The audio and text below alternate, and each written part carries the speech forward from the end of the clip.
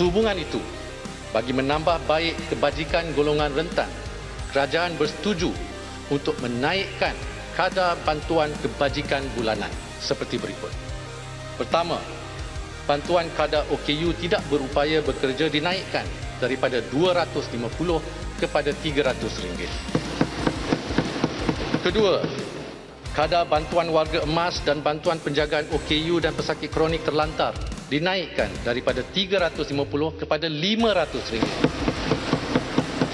Ketiga, kadar peluang pekerja OKU dinaikkan daripada RM400 kepada RM450.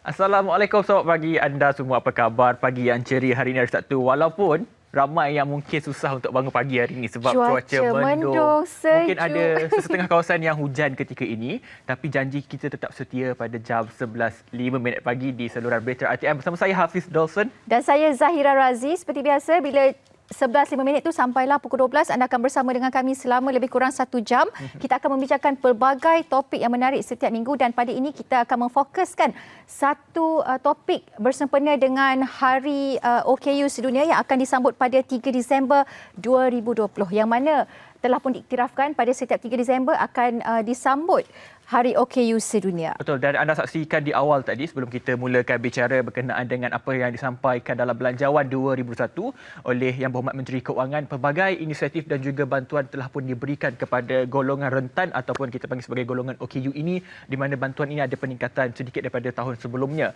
Dan untuk bercakap tentang topik ini, saya cukup berbesar hati Zahira, kita sebenarnya sebagai pendatang baru dalam dunia media dan juga pengacaraan ini bersama dengan saya tidak sabar untuk perkenalkan Yang Berhormat Senator Ras Adiba Muhammad Razi, merupakan ahli Dewan Negara. Apa khabar YB? Baik, alhamdulillah. Dan sebenarnya saya agak gementar dekat sebelah YB. Saya dah lama menantikan kehadiran YB dan alhamdulillah hari ini kita dapat bersua di pagi yang ceria sejuk ini dan untuk kita bersama-sama membincangkan berkenaan dengan tajuk Hari Santuni OKU juga bersempena dengan Hari OKU sedunia pada minggu depan. Tidak lama lagi 3 Disember 2020. Dan YB, kita melihat tadi di awal Yang Berhormat Menteri Keuangan telah pun membentangkan berkenaan dengan Belanjawan 2021 dan sudah pun diluluskan di peringkat dasar. Dan YB sendiri sebagai ahli Dewan Negara pastinya akan memperhalusi lagi berkenaan dengan Belanjawan 2021 di peringkat Dewan Negara yang akan bersidang pada 16 Disember. Dan pastinya YB melihat Belanjawan ini secara awalnya berkenaan dengan khusus kepada golongan rentan dan juga golongan OKU ini secara keseluruhannya. Saya bersyukur YB Senator Datuk Tengku Safrul dan pihak kerajaan tidak melupakan kami, komuniti OKU. Banyak perubahan, banyak peningkatan. Tentu sekali kami kalau boleh nak minta sedikit lagi kerana apa orang kata cost of living sekarang ni bukannya murah, terutamanya untuk komuniti kami. Jadi ini ada permulaan yang baik untuk kami seterusnya memperbaiki sokongan yang boleh diberikan untuk komuniti ini. Dan pastinya kerajaan juga tidak pernah meninggalkan golongan OKU juga. Setiap kali bajet dibentangkan, setiap kali itu akan ada pertambahbaikan untuk golongan OKU. Dan bukan sempenalah sepanjang kita era COVID-19 ni kan, apa cabaran utama yang dihadapi oleh golongan OKU untuk mereka meneruskan kelangsungan hidup mereka?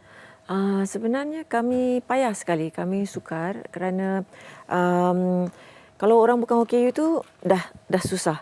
Kami OKU lagi susah. Sahabat-sahabat saya yang buta susah nak tahu apa orang kata jarak 1 meter tu waktu mereka nak keluar. Saya dengan NGO saya OKU Sentral, kami turun untuk hantar bekalan makanan. Tetapi apabila sampai kepada sahabat-sahabat kami yang buta, kami kena lebih apa orang kata jaga-jaga, prihatin dari sudut SOP kerana jarak tu. Ya. Tetapi mereka tidak ada pilihan dan selalunya yang membantu mereka adalah anak-anak mereka yang kecil-kecil yang membawa ibu bapa mereka yang buta untuk keluar membeli barang atau menerima barang daripada mereka yang sudi membantu. Jadi itu satu, dan daripada segi komunikasi, ramai sahabat-sahabat saya yang pekak juga tidak dapat mendengar dan tahu informasi. Ada infografik alhamdulillah, tetapi sekiranya ada penyampaian itu yang bukan daripada rancangan berita, mereka tidak dapat dengar apa yang ingin kita sampaikan. Jadi yang pentingnya supaya kita ada closed captioning diorang panggil. Jadi apa yang kita cakap tu akan keluar. Jadi kalau tidak ada jurubahasa isyarat pun bolehlah diorang faham. Dan lagi satu, sahabat-sahabat kami yang mempunyai masalah pembelajaran ataupun autisma, disleksi, ADHD semua tu, mereka melalui keadaan yang begitu sukar sekali kerana mereka apa orang kata jadi tidak keruan di rumah. Diorang akan melalui meltdown. Apa yang telah diajar di sekolah, di PDK atau seperti di Jenis Kurnia, semuanya berpusing balik kepada kosong. Mereka sudah tidak ingat lagi. Mereka akan buat perkara-perkara yang tidak tentu arah. Dan ibu bapa melalui keadaan yang sukar sekali untuk membantu kanak-kanak yang mempunyai keperluan di mana mereka perlukan ruang, mereka tidak boleh murung dalam rumah saja, warna-warna sekeliling mereka. Dan ketika kita melalui keadaan ini, ibu bapa juga tertekan. Jadi ibu bapa tertekan, susah, tak ada duit. Anak-anak di rumah yang OKU pun susah. Ibu bapa pun itu pasal kami menghantar anak-anak istimewa kami ini di sekolah-sekolah PDK, di sekolah Jenis Kurnia dan sekolah-sekolah yang apa orang kata swasta untuk menjaga mereka kerana sukar untuk kita nak menjaga anak-anak ini. Dahlah mak bapak pun tengah susah, habis itu mak bapak nak menangani dan menyokong kanak-kanak ini, anak-anak ini, dan kadang-kadang satu rumah tu sampai 2-3 anak OKU. Itu memang payah dan dari sewaktu pandemik ni saya rasa kita terlepas pandang dengan komuniti OKU pasal kita semua sibuk. Kita semua apa orang kata cuba nak membiasakan dengan norma baru, tetapi kita lupa akan keperluan OKU yang berkeperluan khas ini. Itu dari segi aspek pendidikan, Zahira, untuk golongan OKU. Kalau kita melihat juga untuk golongan OKU, pusat pemulihan ataupun pusat rehab ini, misalnya di PLPP Bangi, banyak menyediakan ruang dan juga platform kepada golongan OKU ini untuk menempatkan diri di third party ataupun di ruang pekerjaan. Kalau kita melihat dalam sektor pekerjaan juga ada kuota-kuota tertentu kepada golongan OKU. YB sendiri melihat kepada peluang pekerjaan kepada golongan OKU ini bagaimana? Adakah perlu diperluaskan lagi? Sebab saya melihat golongan OKU ini mempunyai potensi yang cukup luar biasa kalau boleh saya katakan dalam bidang-bidang tertentu. Ya, sebenarnya kita sasaran kita adalah 1% OKU tu untuk bekerja di agensi kerajaan. Swasta tu kami war-warkan supaya mereka dapat menerima kami selebihnya. Saya rasa sekarang ni swasta yang lagi lebih daripada agensi kerajaan. Sekarang ni yang paling tinggi adalah KPWKM, Kementerian Pembangunan Wanita, Keluarga dan Masyarakat. Mereka sudah pun mempunyai 1.8% OKU yang bekerja di apa orang kata di unit-unit mereka. Yang kedua adalah Kementerian Pertahanan 1.3% dan tak silap saya Kementerian Pembangunan Usahawan 1.0 macam itu. Jadi saya sekarang ini akan berterusan untuk bersama-sama sahabat-sahabat di kementerian-kementerian yang lain supaya mereka apa orang kata mempunyai sikap lebih terbuka dan kita cuba bagaimana kita boleh menyokong OKU supaya dapat diserap di dalam kementerian-kementerian mereka. Tetapi juga sebenarnya di dalam penjana ni dan juga di bawah Kementerian Sumber Manusia, syarikat-syarikat yang mengambil OKU untuk bekerja ada punyai dia punya insentif dia 20%.